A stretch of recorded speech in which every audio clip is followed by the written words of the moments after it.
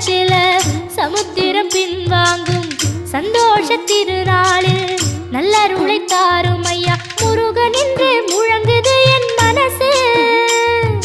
கடலை போல உன் கருணை பெருசு.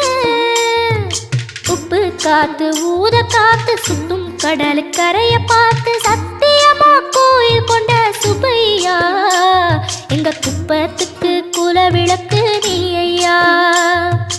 திருச்செந்தூர் ஆண்டவனே வேல் முருகா தினம் உனக்கு நன்றி சொல்வோம் மால் மருகா. திருவடியில் தவம் இருப்போம் திருமுருகா தீர்ப்பெழுது நலமெனவே வடிவழகா.